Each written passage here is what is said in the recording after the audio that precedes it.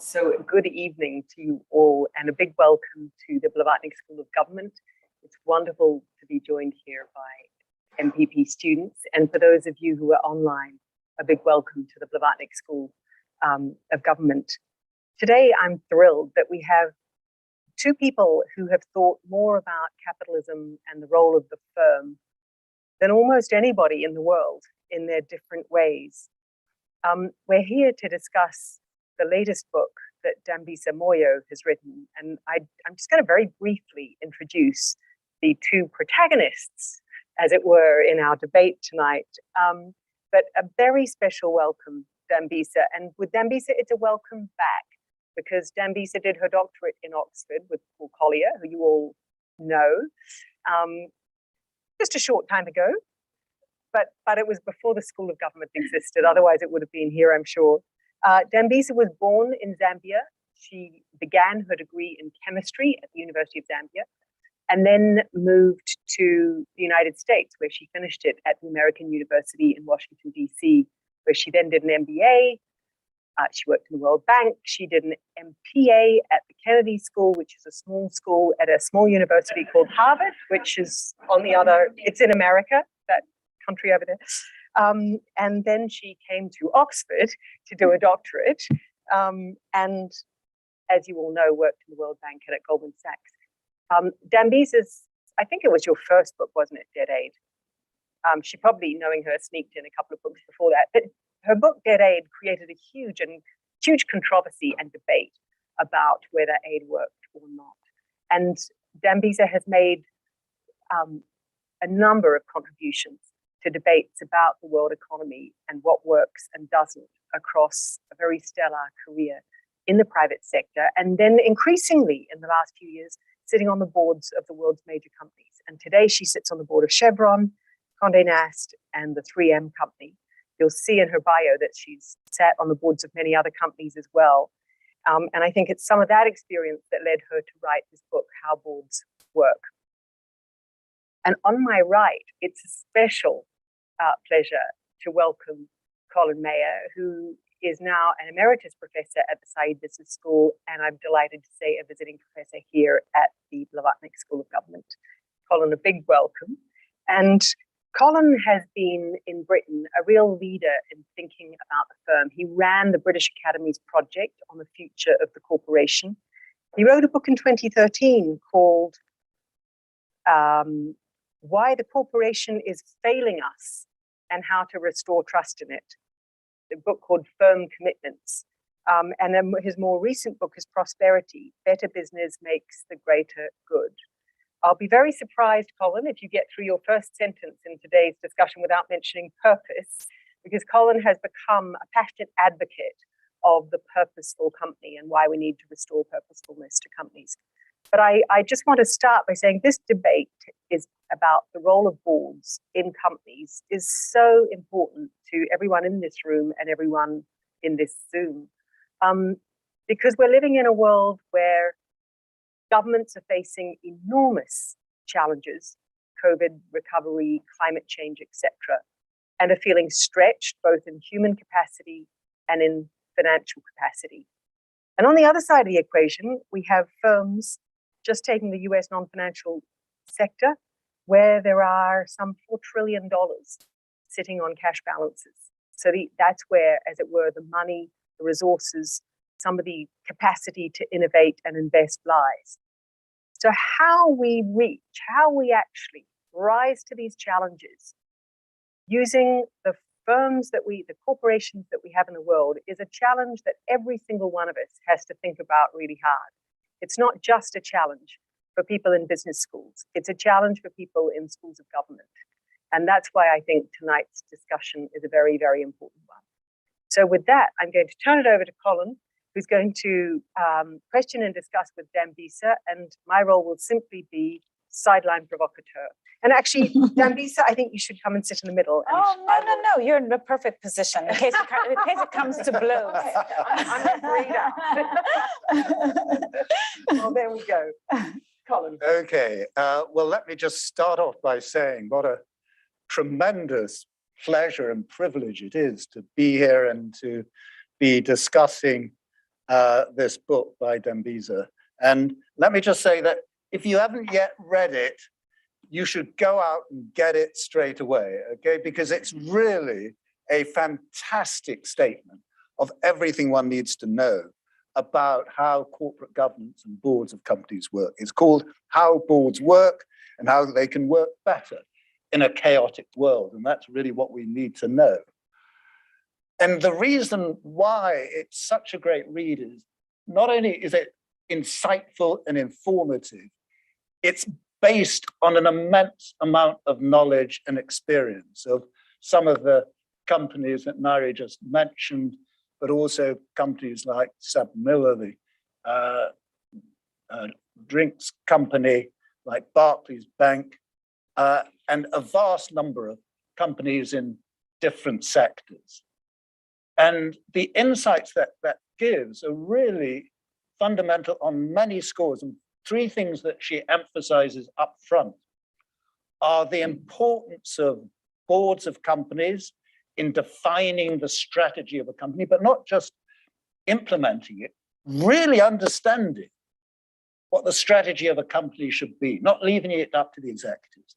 The second point she makes is how critical it is that the board really understands the executives that they're selecting, and in particular the CEO, and knows and understands the nature of those people before they appoint someone who turns out to be a really unfortunate choice. And the third element is in terms of culture, ensuring that businesses have the right values really embedded in them, and boards have a key role to play in that.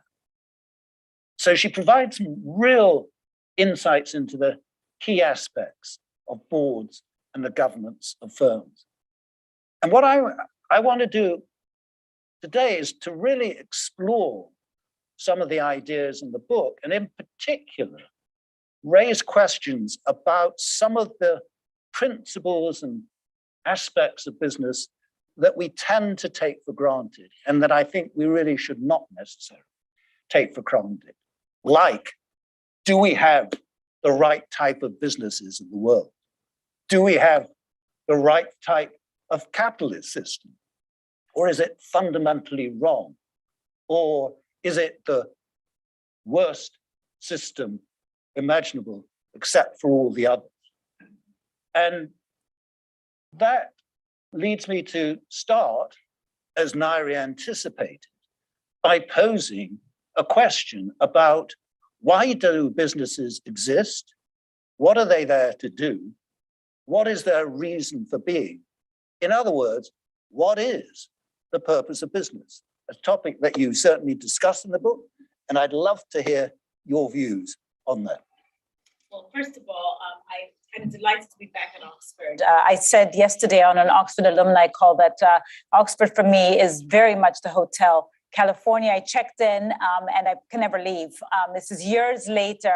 I think I might be celebrating my 20th anniversary next year. I can't believe it myself. But in any case, I'm thrilled to be back. I come back often, probably more than I anticipated. But I would like to just make one point up front. I did not come to the Blavatnik School of Government. I would have if it had existed at the time.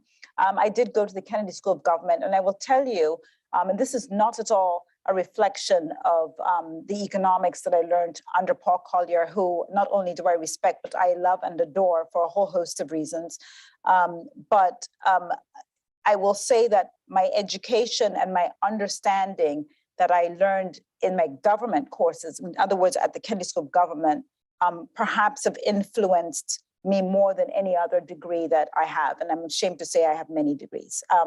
But I can't emphasize enough just how important what you are learning here is, regardless of where you end up, in civil society, in public policy, as a politician, or in corporate business.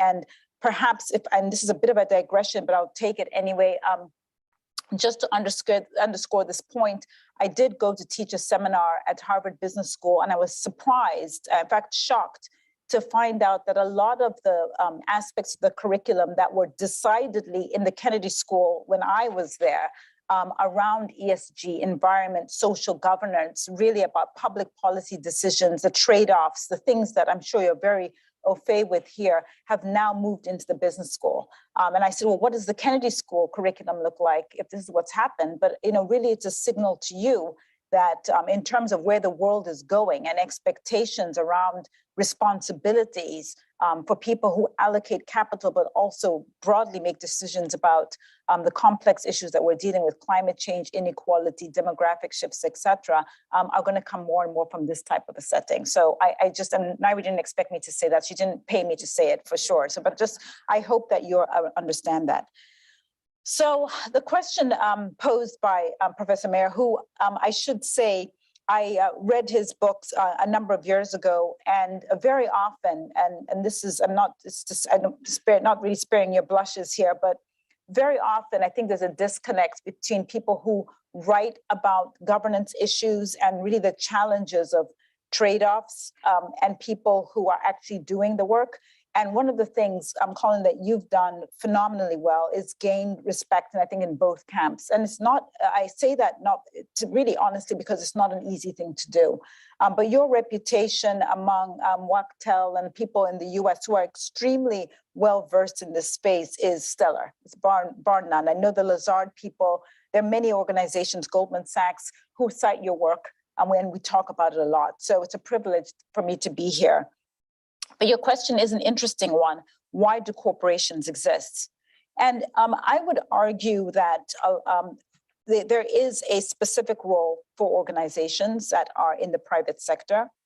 They are, at a very superficial level, they are in the business of creating opportunities in terms of innovation.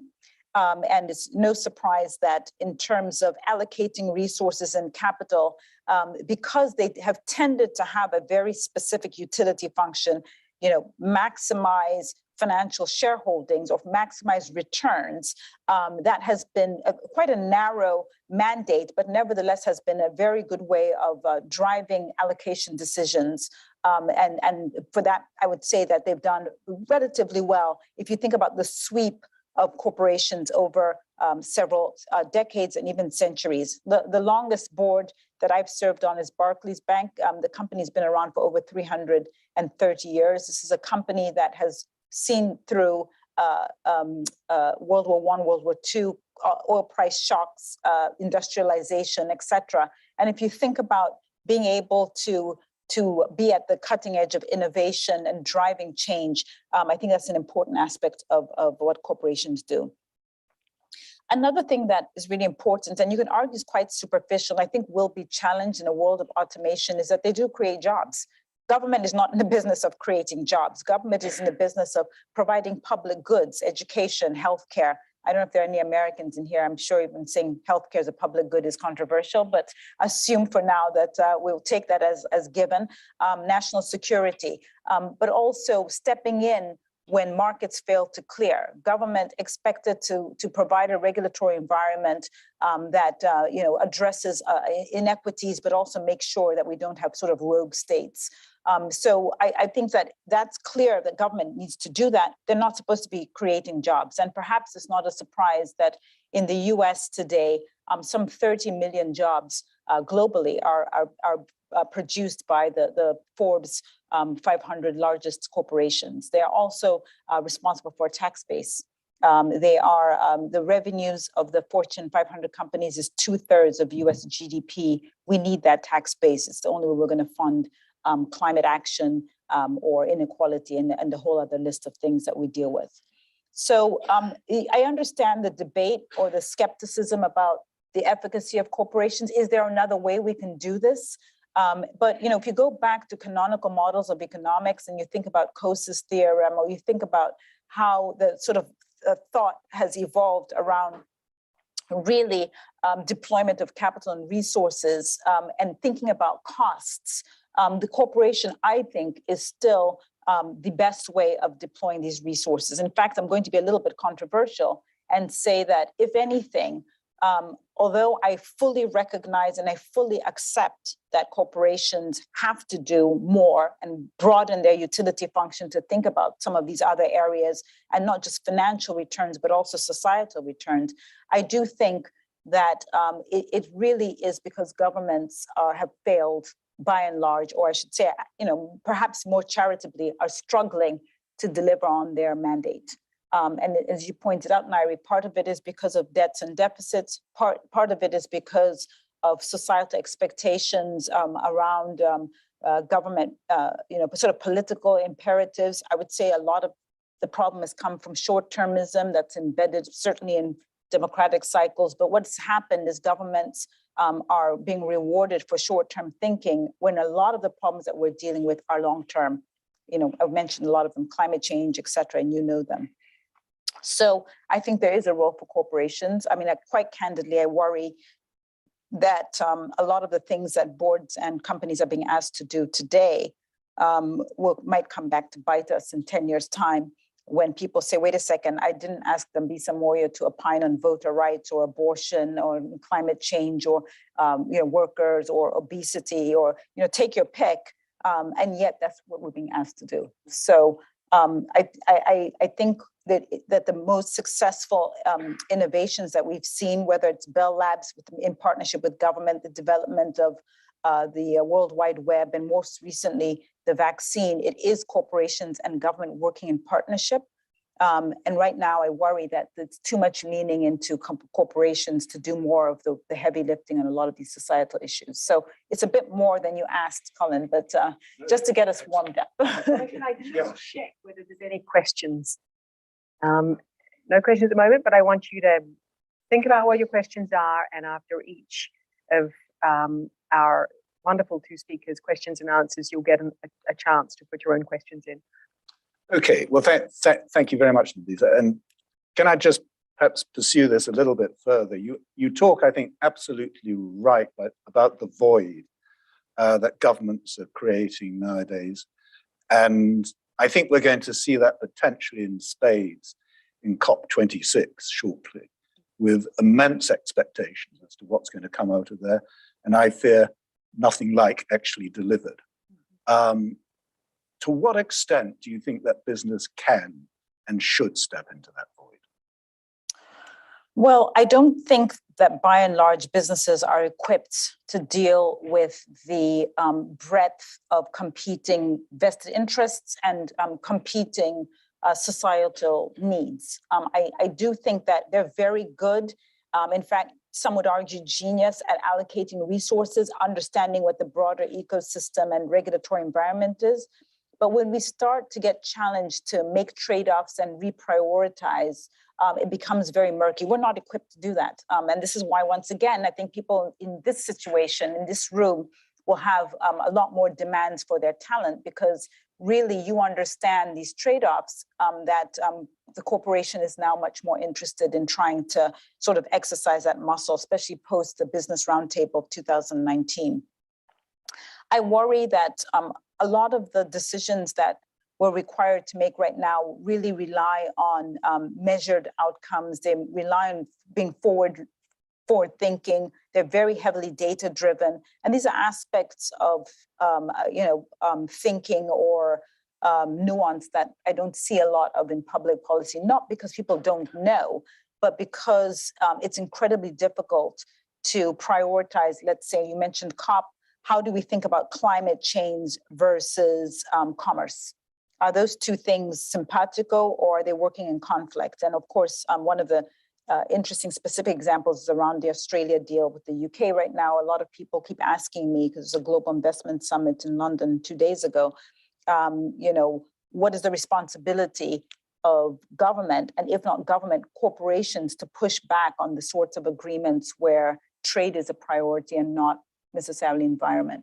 So I segue a little bit, but the point just being that I do think that we should not be pursuing a world where corporations are stepping into what government should do. What we should be pursuing is effective government first, so that corporations can behave at higher levels, understanding the breadth of societal needs, but that they shouldn't be expected, given their limited sort of degrees of freedom in terms of knowledge and ability, to do more than they're being asked to do. Do you not feel that those sorts of decisions and judgments are ones that boards of companies have to make all of the time? And I'll give you some illustrations. And when a company decides whether or not to shift production from one country, perhaps from a developed country, to a low-cost developing country, losing jobs in one area, creating jobs in another, or shifting it the other way around.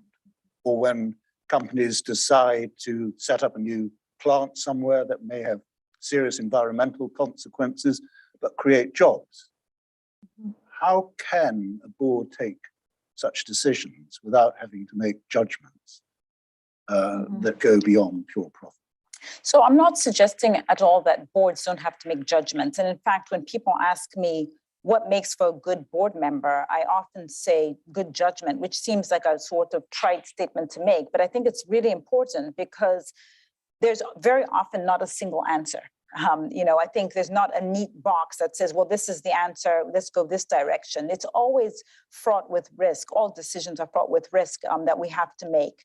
But I think my point is to say that we are being asked to make decisions about cultural, societal, and judgments about how actually people live in different countries without being elected. So, for example, let's take something pretty and relatively innocuous. The idea of work-life balance in the West is something that we've just assumed to be sort of an obvious thing that shouldn't be controversial.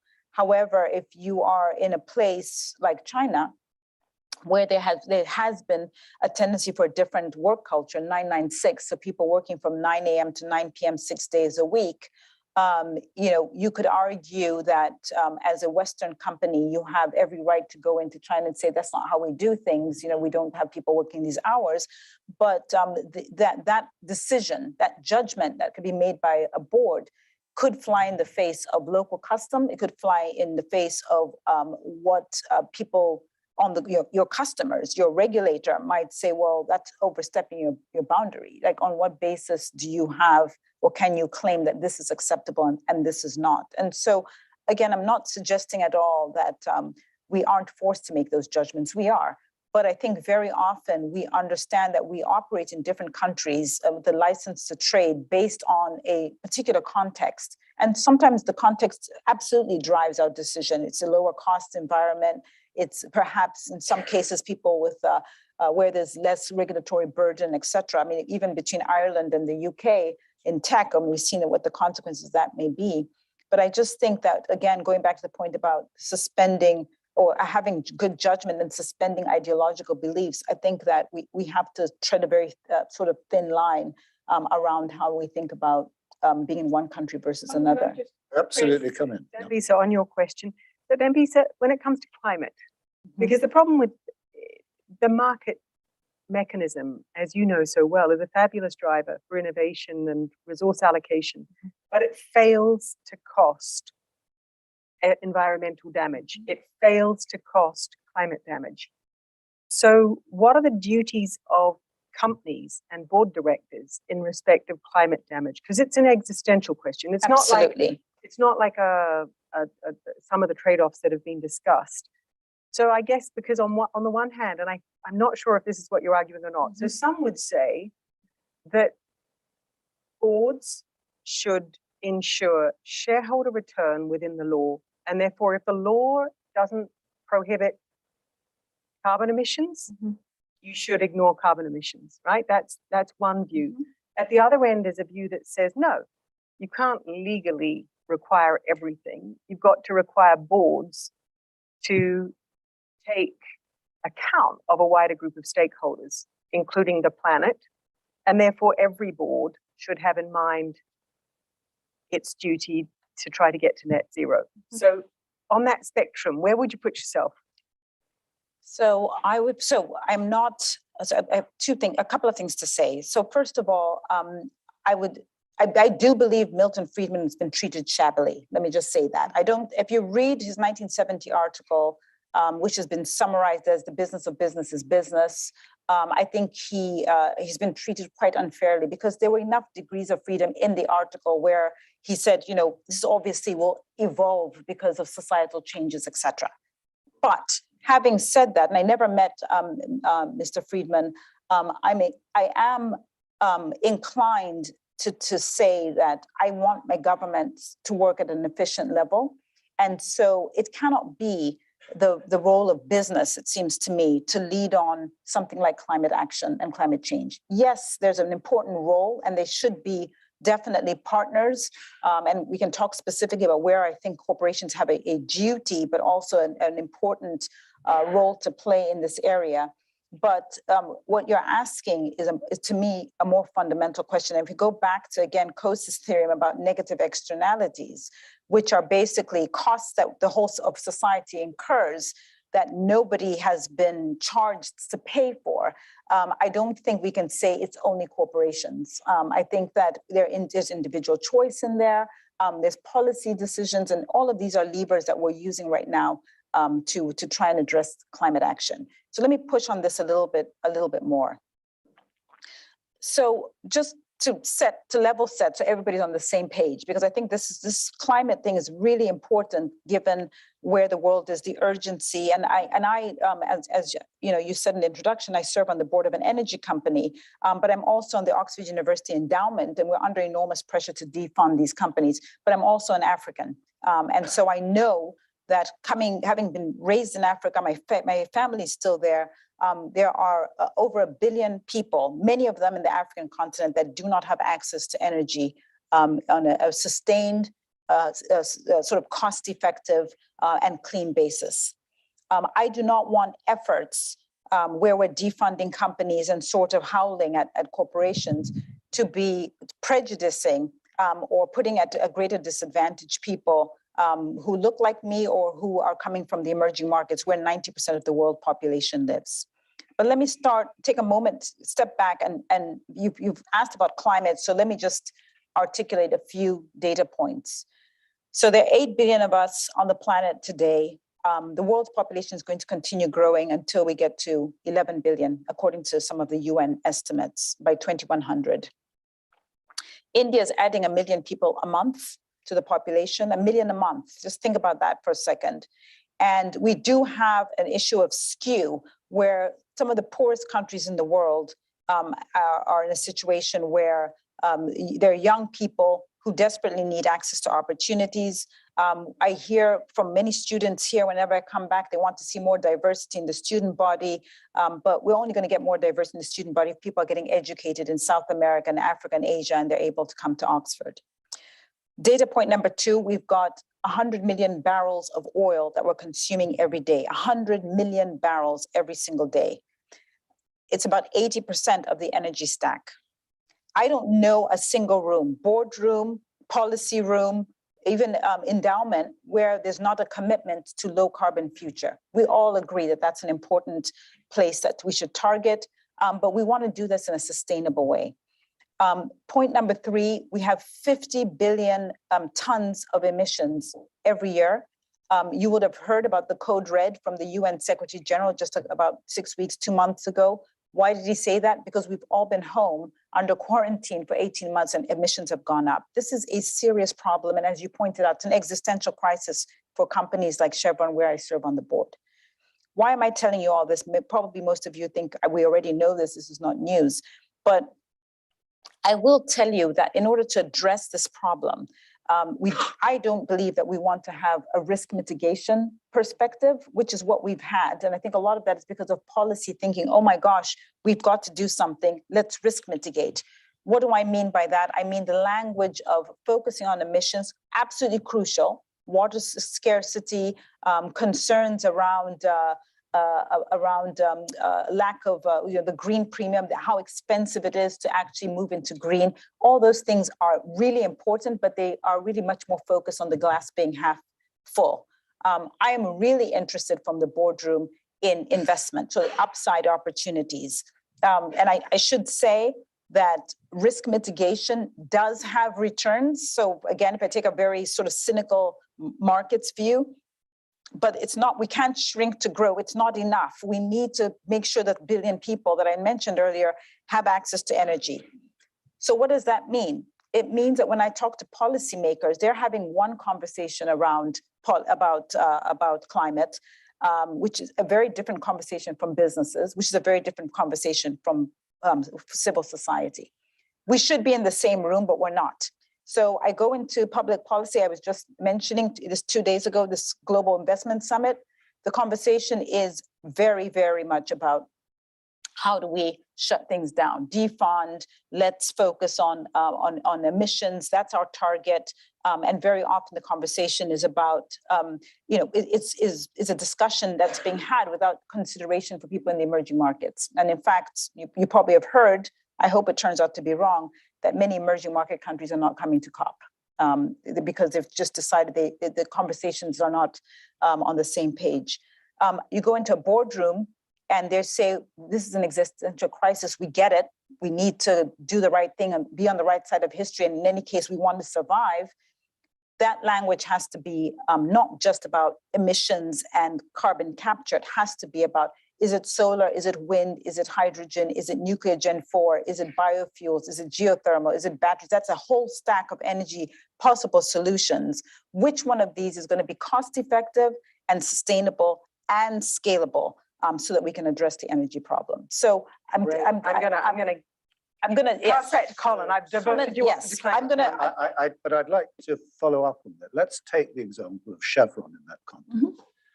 What I just heard you saying at the end was that what was formerly an oil company and now is an energy company, as they all have transitioned into, really has to think about how do we solve the energy problem. Absolutely. And how do we solve in such a way that it's a just transition that solves social problems as well as environmental problems. So the way in which I understand you as thinking about the nature of an energy company is it's there to solve problems in a commercial way. Mm-hmm. I just want to see whether or not we can agree on that as being actually a general principle that should apply to all companies. I think that makes sense to me. I mean, I don't know what the boardroom of a gaming company or a defense company, I mean, there are a lot of businesses I would not go on the board of, but they too would argue that they have a raison d'etre that I can't, I'm not on a gaming company because I'm not entirely sure what the value at society is of gaming. I tell you what the value or the purpose of a tobacco company or a gaming company or an arms manufacturer. In the case of a gaming company, it's to provide people with entertainment, to provide people with ways of socializing that is not addictive and that is not damaging to their health. Or you can, it's just simply, it's about choice. It's about, we live in a free society where people have the right to make choices about how they spend their resources or their time. So I didn't mean to interrupt, but I'm just saying that that's the mentality that I hear a lot of some of these organizations. It's about choice, but also a company taking responsibility for the things that might go wrong, namely that they might be delivering addictive products. They might be delivering things that are harmful to children. And so the question is whether or not we think that the commercial aspect has to be tempered by saying companies are there to solve problems and not produce problems, or at least not profit from producing problems. Can I get a student question to add in on this? And do introduce yourselves when you ask your question. In the energy sector in the Lagos state government. My question is really about encouraging companies to drive their ESG goals, specifically as it relates to executive pay. So there was a study recently by PwC where they showed that I think the FTSE 100 companies, most of them now have, or a lot of them now have executive pay linked to ESG goals. But they raised two major issues. One of which was that a lot of companies are setting goals that they can probably meet. So it's almost like you're already setting your exam and you already know what you're going to score. And the second point they raised was about actually the companies trying to reduce their own footprints, or actually maybe still investing, or their customers or the people they work with are still emitting a lot of emissions or carbon emissions. So as a board, and when you're trying to encourage the executives to ensure that they maintain your ESG goals, how do you think you look at these two issues when you're evaluating the goals they set? So those are great questions. I'm actually feeling a slightly, what's the word? Maybe frustrated that we're not going to have a lot of time, because there's so many things that Colin has mentioned that I think we should get to. But let me address the executive pay question, and maybe take a step back before I do. And please cut me off, because there's likely I'll say quite a number of questions okay. now starting to bubble up. So. So I would say the following with respect to executive pay. It's much more complicated than people might think. Why do I say that? First of all, and you know, I can share articles if people are interested. I actually wrote an article recently about 10 aspects of executive pay that can be reformed. So that, you know, it's everything around, you know, making sure, some of it's a bit obvious, but really trying to extend horizons on LTIPs, et cetera. But one of the things I just want to emphasize on why this is so complicated is I would even say between the US and Europe, there's quite a big gulf on what the purpose of executive pay is. And this is a little bit of a digression from your question, but I think it's important so that you can see why these things are not so obvious. There's a view in Europe that compensation, and I was on the compensation committee for Barclays when I was on the board there, that compensation actually should be capped. And that whether it's the ratio between the highest and the median paid or lowest paid, that in some way there's a responsibility even beyond government, really, for the company's board to regulate how much compensation is paid. The cynical view from the US is that the market should do that, number one. And number two, that perhaps more importantly, and this is where I've been thinking a lot about this, is that there's a reason that a lot more innovation in whether it's technology, life sciences, and we can, you know, there's a whole list of pharmaceuticals, et cetera, financial engineering, is generally comes from the US and not Europe. And they would argue that compensation is a big driver of that. Meaning that, and I'm not saying I side in one way or another, but I think it's an interesting proposition that actually whether it's people get high salaries in the US and that's an incentive to do more in innovation, or whether they, because they get a high salary, they work harder, whatever, it could be carrot or stick, but whatever it is, we have to address this a big innovation gap. And so I just throw that out because the compensation thing seems very easy to address. I would say in practice, it's not. You mentioned specifically, it's your 2 points. You said, you know, is there should we be skeptical about the sort of how high or how low the metrics are for achieving SG? I mean, frankly, I think that's what the role of active shareholders is to push and to probe those things. I think it's also the role of the board. The truth is, in the sort of board parlance, I'd say in Europe, boards are much more aggressive at checking and challenging. I would say in the US, it's much more collegiate between the management and the board. And so that there might be some ways in which proxy agencies play a bigger role to say, wait a second, your ESG goals are pretty low. But again, I think that there's probably, we lean in much more into the market to say, well, what is the general market mood around what the ESG levels should be? And actually, Larry Fink, who writes his letter every year, was in this audience, and he would have stronger views about this. The second point, which has just popped out of my head, which was around when you're focused on their own carbon footprint, forgetting. Yes, I love this question because I do worry a lot. And again, I'm going to say it quickly so we can move on. That there are second order effects, the decisions that we make, that I think, you know, for me, it's been very interesting when when companies are defunded, nobody ever talks about inflation or the costs. So I can tell you right now, a lot of energy companies, traditional energy companies, are under enormous pressure to stop investing in fossil fuels. I mentioned to you it's 80% of the current energy stack. But I've not heard people talk about what the consequences of that are to people's living standards until it happens. And so for me, I'm very focused on the transition. Again, everybody agrees, everyone agrees, myself included, we've got to go to a low carbon future. It's existential crisis. But the way in which we do it, I think could have severe knock-on effects that could be incredibly damaging for our agenda. So I think that transition is what is lacking in the discussion, it feels to me. And I worry a lot that when companies try to say, well, wait a second, if we just shut this down, we're going to cause problems. People say, no, you guys are you just want to continue making money in this current state. And I do worry that not only will we end up with this inflationary problem, but also the people who will be funding these types of energy companies are people that we might not want to fund them in the first place. They will not stand up to the type of regulatory scrutiny that we have. So I throw those points out. I see a couple of hands, and Colin, I want to. Can we take a couple of questions? Let's do Colin, that. then we'll come back to you. Okay. Yolise, where you had your hand up first. Thank you. Do introduce yourself, say where you're from, so that Dambisa can put in context your question. My name is Yolise Msweli. I'm from South Africa. Worked in ESG as a consultant, but corporate citizenship as well. Thank you for joining us today. It's really lovely to be in this conversation.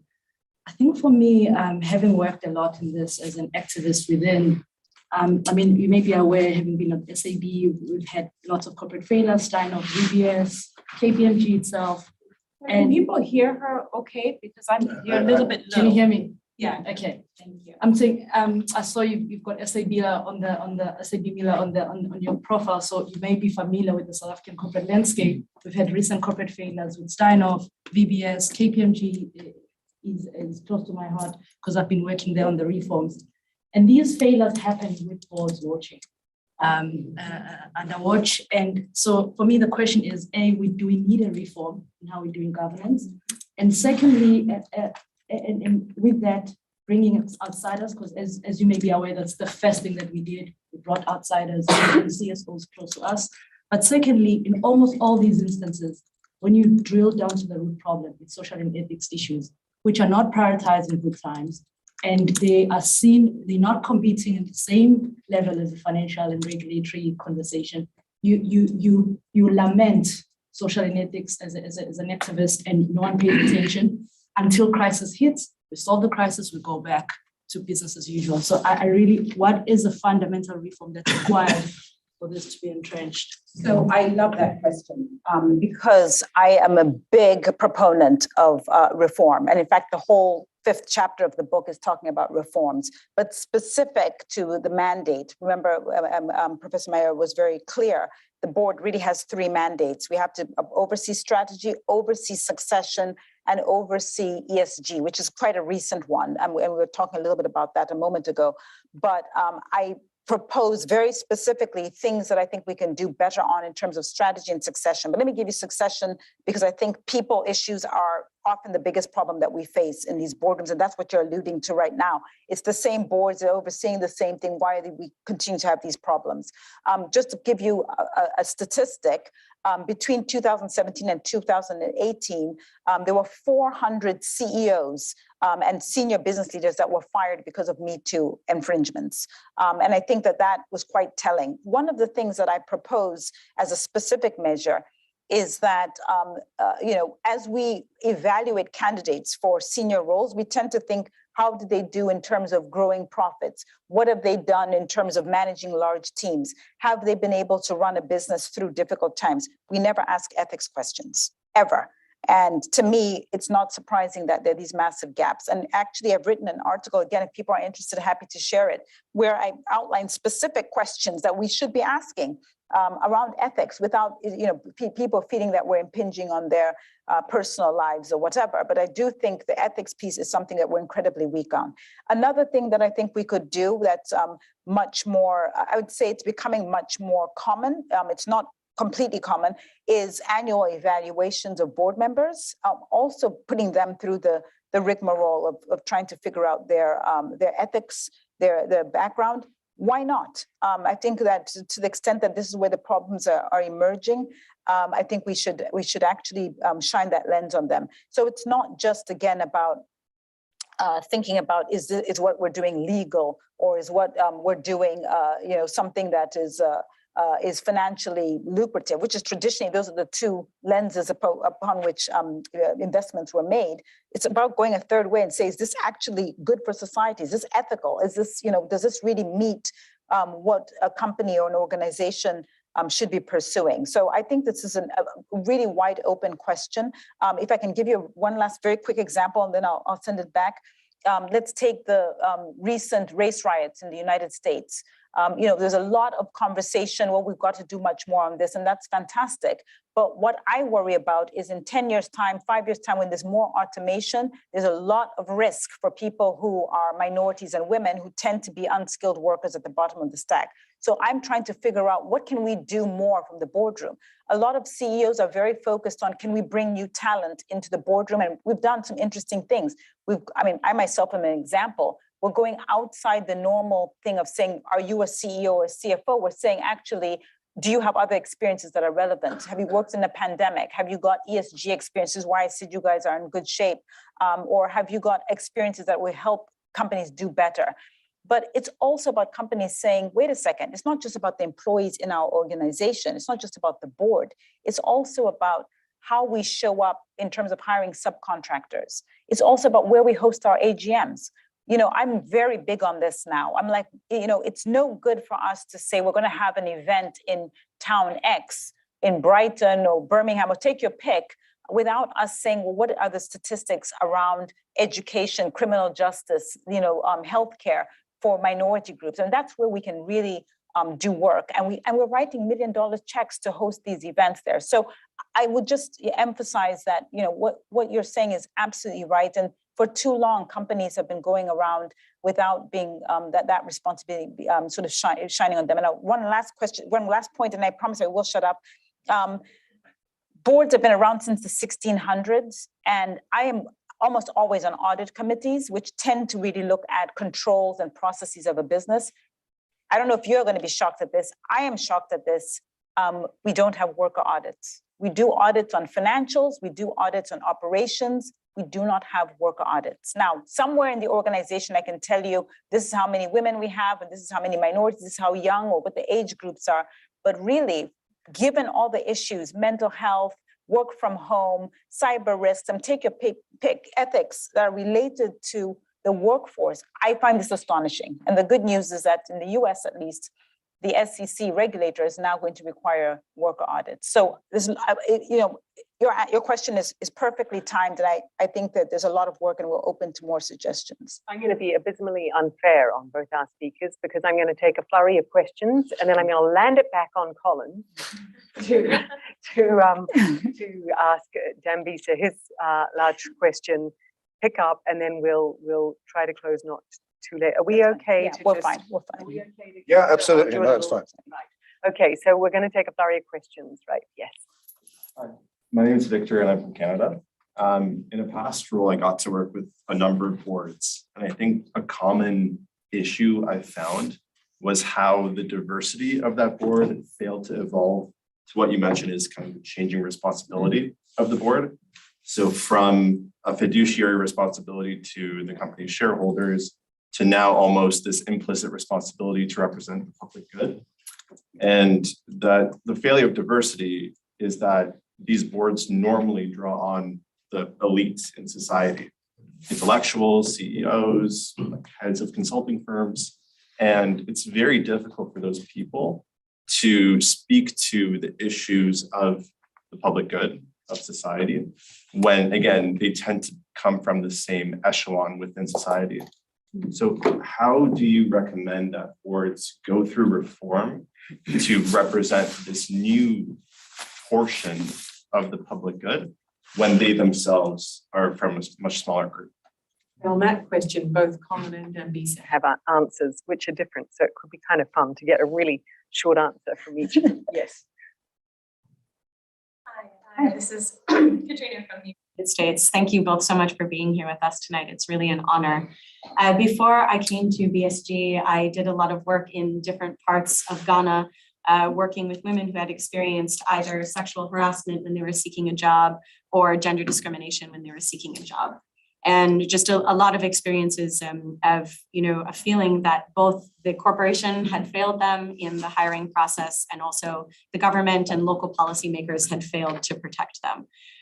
So in terms of thinking about this problem, I would really appreciate hearing your reflections on what is the role of the corporation to hire, promote, and retain women versus the role of the government to address and advance women's economic empowerment more broadly in various national contexts.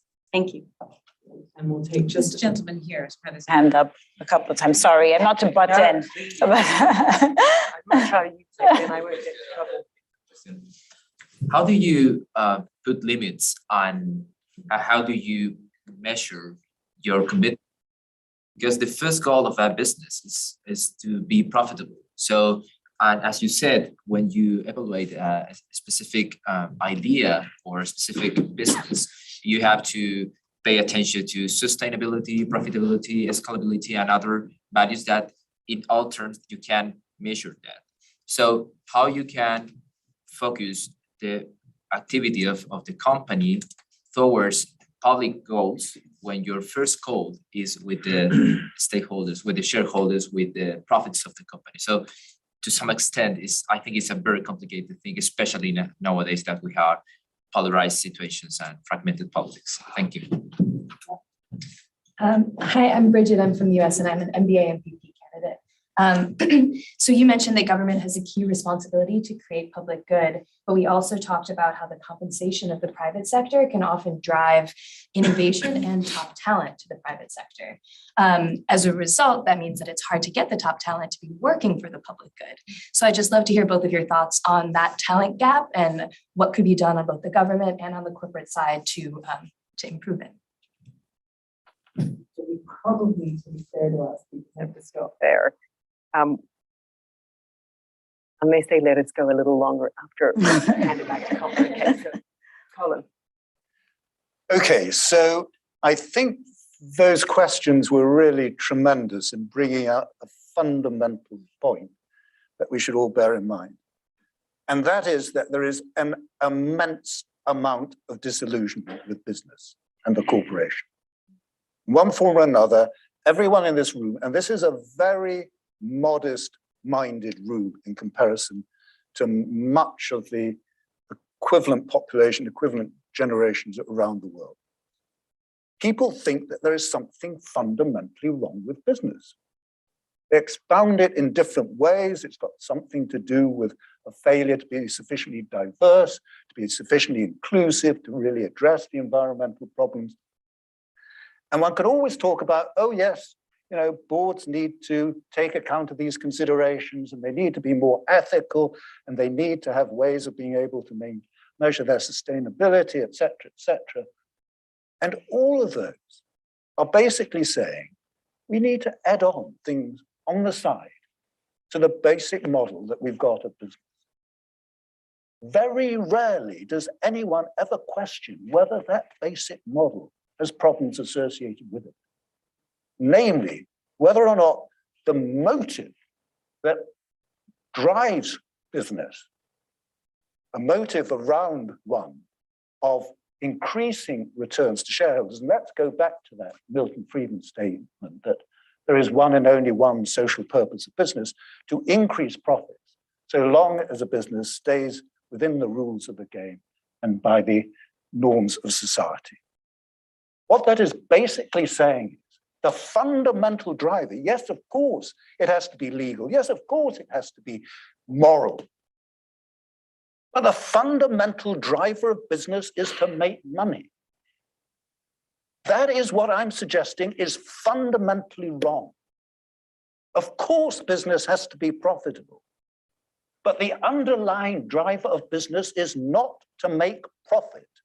That is derivative of the fundamental role of business, which is to solve problems that you and I as individuals, as societies and the natural world face, and to find ways of solving those problems in profitable, commercially viable, and financially sustainable ways, and not to profit from producing problems.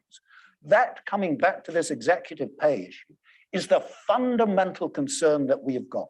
It's not that people are getting paid a lot. That, of course, raises some concern.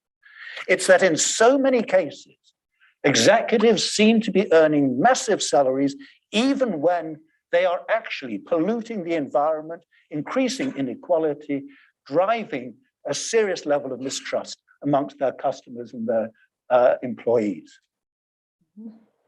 Now, that is what we need to address. And what I feel that we haven't really quite got to the bottom of in today's session is, how do we do that? And that is what I think that we all need to be turning our attention to.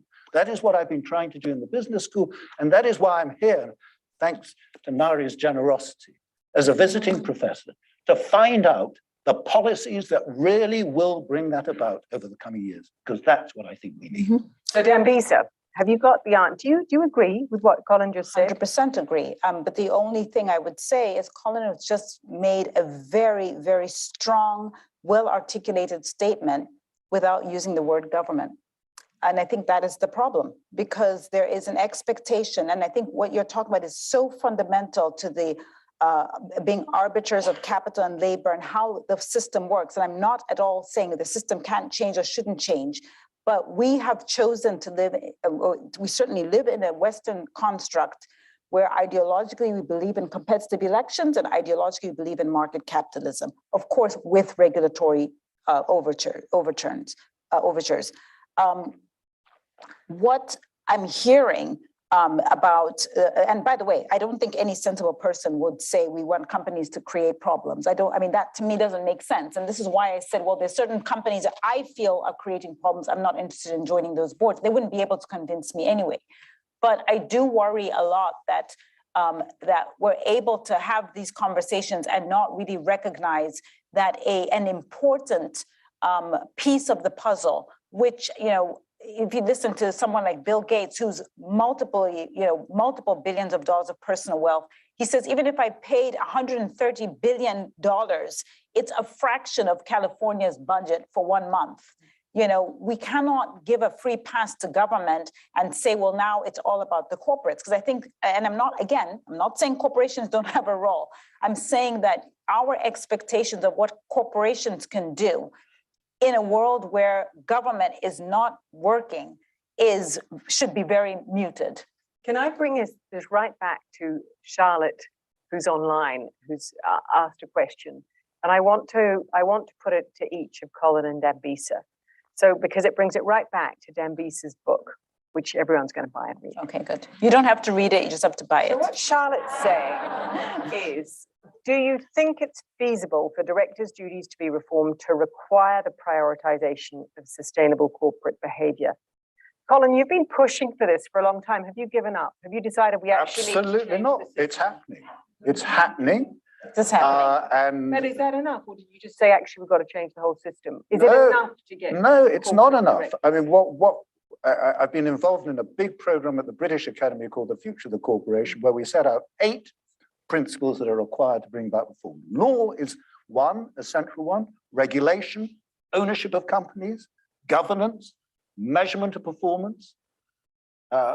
And just on this one, on the duties of the board directors? The duties of the board directors are fundamentally important. At the moment, let's take British law. It says that the fundamental duty of the director is to promote the success of the company for the benefit of its shareholders, and in so doing have the count of the long term. It is saying the fundamental objective of directors is to make money.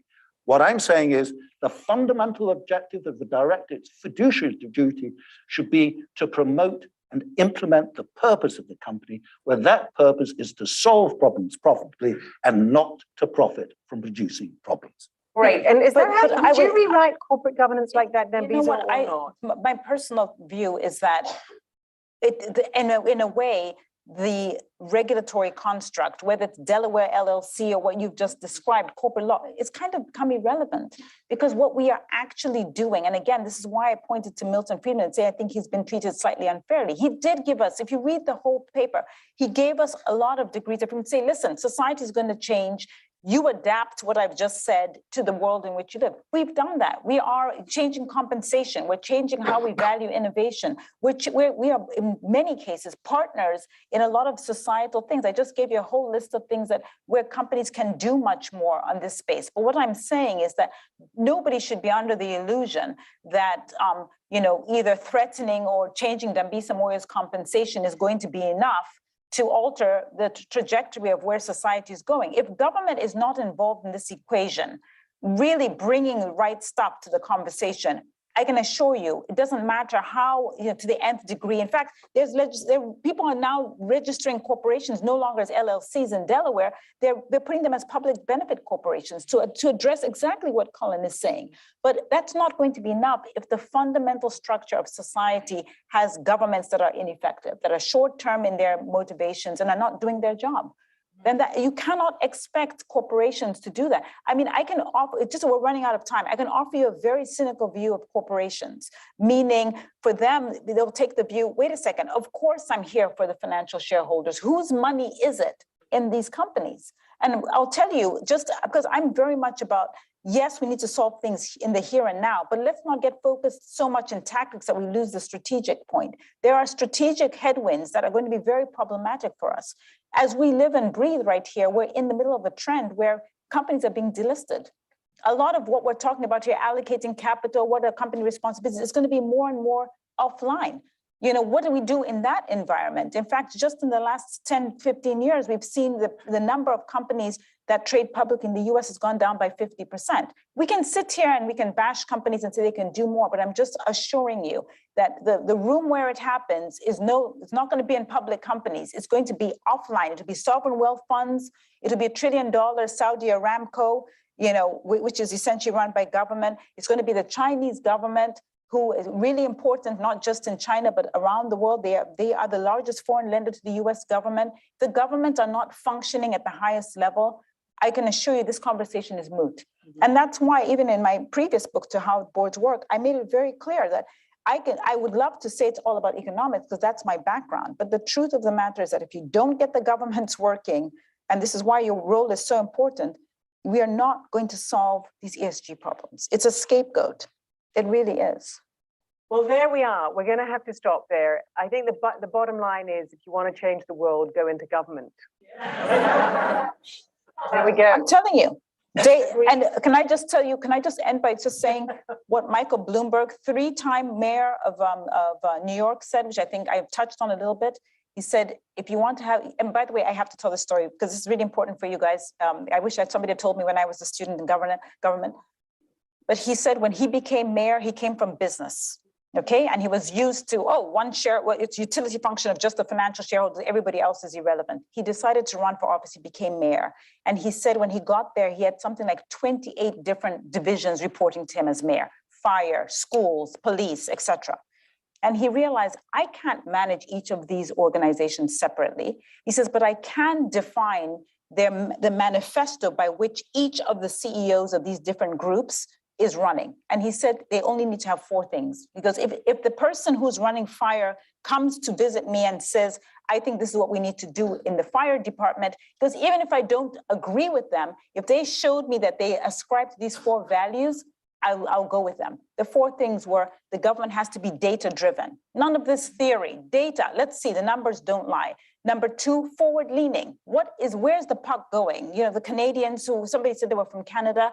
The Wayne Gretzky saying, it's not about where we are, it's where the puck is going. Number 3, it has to be measured. Measured outcomes. I mean, my first book, Day, this is my greatest frustration. We keep throwing money at things and we don't seem to care about whether we're getting any societal returns. And the 4th thing is it has to be non-corrupt. If the government is not corrupt, it's data-driven, forward-leaning, measured outcomes, hey presto. The problem is most governments, developed and developing, they fall by the wayside on at least one, but usually all 4 things.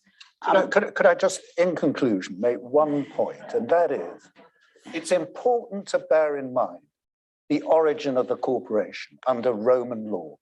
It was established as the Societas Publicorum to undertake public functions, collecting taxes, minting coins, looking after public buildings, to substitute for what was deemed to be failed government. And it's worth bearing in mind that all of the original corporations, which were municipalities, and most of all, one corporation that has survived probably nearly longer than any other corporation, has done so through some of the most deficient government periods that we've ever seen. And that institution is Oxford University. It has delivered a public benefit because from the outset, it had a clearly defined purpose. it has tried to create a governance structure that has retained that purpose.